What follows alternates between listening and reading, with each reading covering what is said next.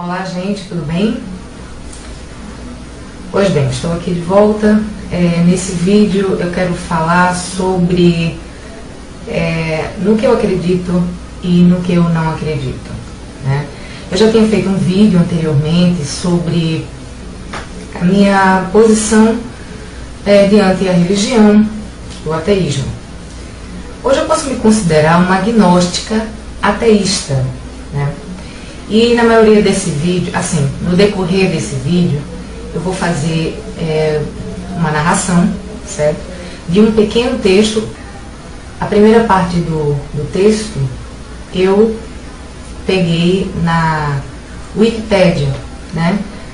Um pequeno trechinho para explicar bem mais assim, com detalhes, o que significa ser agnóstico.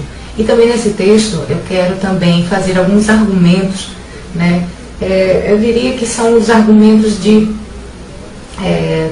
são os mais conhecidos, né, da maioria dos agnósticos. É praticamente a primeira base do agnosticismo, né, do agnóstico, diante aos teístas, né?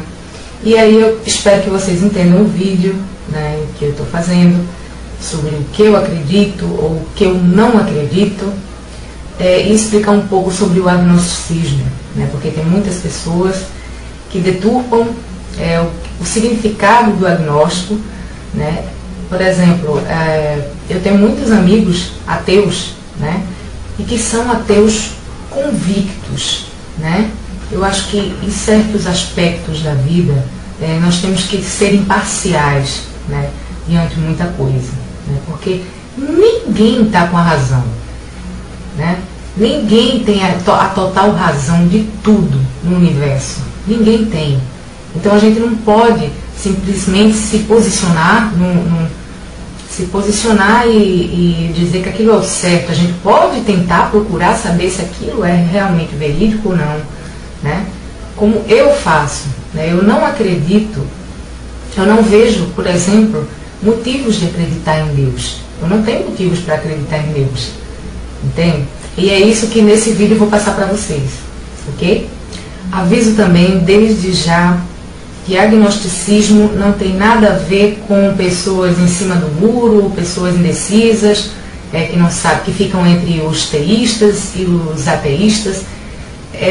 Nesse vídeo eu vou explicar, né, melhor para vocês, lendo o meu texto, né? E espero que os religiosos não deturpem isso como uma possibilidade de me fazer mudar de ideia, né? Um agnóstico, ele não muda de ideia como um ateu, como um religioso, né? Eu estou numa fase da vida, tenho 30 anos, então eu sei muito bem o que eu quero. Eu já fui religiosa, eu já fui cristã. Então, se eu estou nessa posição de hoje, é porque realmente eu escolhi, eu cheguei a esse ponto e nada me fará voltar atrás, certo? Deixar bem claro isso para que não venham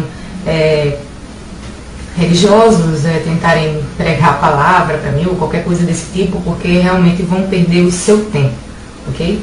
Espero que vocês gostem do vídeo, entendam direito, né? Procurem ouvir as minhas palavras. Vou tentar fazer esse vídeo assim, narrando, porque talvez dessa forma as pessoas me ouçam melhor, né? E seja uma coisa mais válida para todos, ok? Vamos lá. Olá, meu nome é Carol e eu sou uma agnóstica ateísta brasileira. Posso me identificar como agnóstica estrita, também chamada de agnosticismo forte, agnosticismo positivo, agnosticismo convicto ou agnosticismo absoluto, que é a ideia de que a compreensão ou conhecimento sobre deuses ou sobrenatural se encontra totalmente fora das possibilidades humanas e que jamais tal será possível. Muitas pessoas usam erroneamente a palavra agnosticismo com o sentido de um meio termo entre teísmo e ateísmo, ou ainda que se trata de uma pessoa sem posicionamento sobre crenças. Isso é estritamente incorreto. Teísmo e ateísmo separam aqueles que acreditam em divindades daqueles que não acreditam em divindades. O agnosticismo separa aqueles que acreditam que a razão não pode penetrar o reino do sobrenatural daqueles que defendem a capacidade da razão de afirmar ou negar a veracidade da crença teística. Como agnóstica, irei argumentar que a existência de deuses não é impossível, apenas improvável.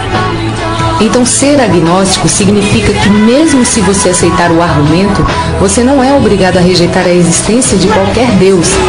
No entanto, é forçado a considerar a existência de deuses como altamente improvável e, portanto, provavelmente não vale a pena acreditar em um. Posso argumentar, por exemplo, que um ser suficientemente benevolente e poderoso que tem um rótulo de Deus seria capaz de pelo menos reduzir a quantidade de sofrimento no mundo. Não eliminá-lo completamente, apenas reduzi-lo. Portanto, a existência de qualquer sofrimento desnecessário e injustificado indica que tal ser provavelmente não exista. O agnóstico geralmente não justifica a negação da existência de deuses. Então, não justifica rejeitar a crença na existência de deuses.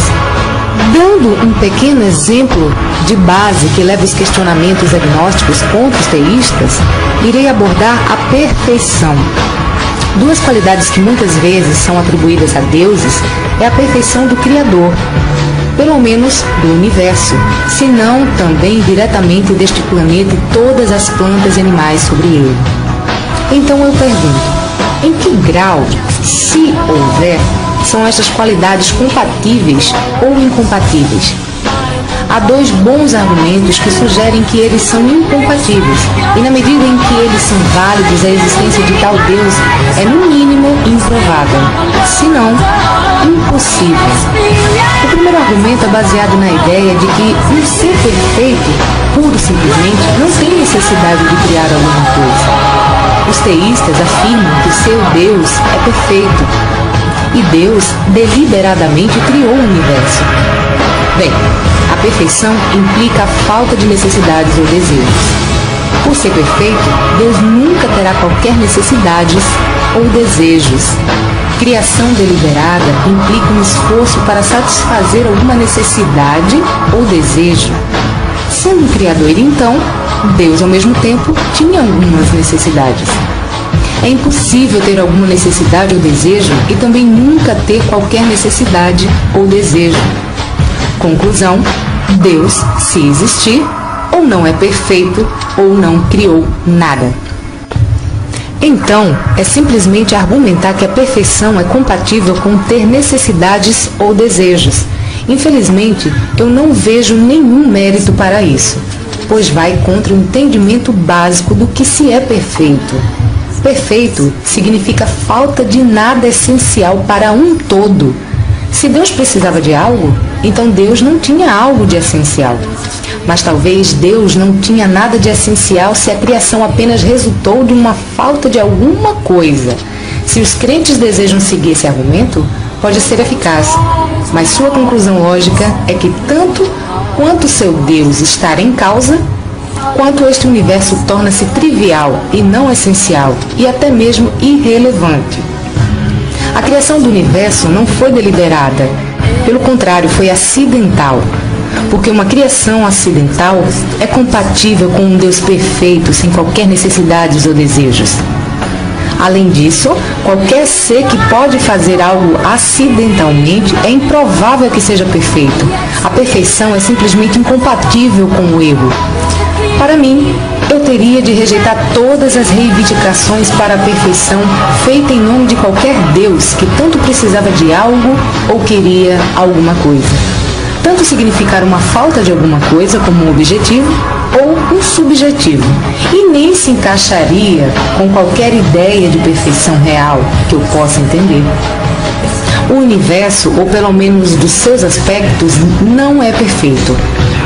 Nada deliberadamente criado por um ser perfeito pode ser imperfeito.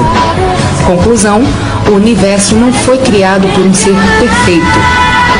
No caso, se algo pode ser criado por um ser perfeito, deve ser perfeito. O cristão argumenta que tudo foi criado perfeito para nós no começo, Mas nós, seres humanos, infelizmente, estragamos tudo. Isso acaba sendo uma repetição de um argumento fraco contra os não crentes, argumentando que a existência do sofrimento e do mal é incompatível com a existência de um Deus. E os crentes argumentam que o livre-arbítrio humano permite a existência do mal. Por que não um Deus perfeito deliberadamente criaria um universo imperfeito? Então, não faz nenhum sentido parecer que as qualidades de ambos, perfeição e Criador, normalmente atribuída ao Deus e a maioria dos teístas afirmam existir, que são inteiramente compatíveis. Um Deus que cria não pode ser perfeito, e um Deus que é perfeito não iria se incomodar tanto para criar, ou ao menos criar algo perfeito, que o nosso universo não é. Uma vez que nosso universo claramente existe, devemos concluir que ou não existem deuses, ou eles não o fizeram. Eles são ou imperfeitos, ou não tinham nenhum papel a desempenhar na formação do nosso universo.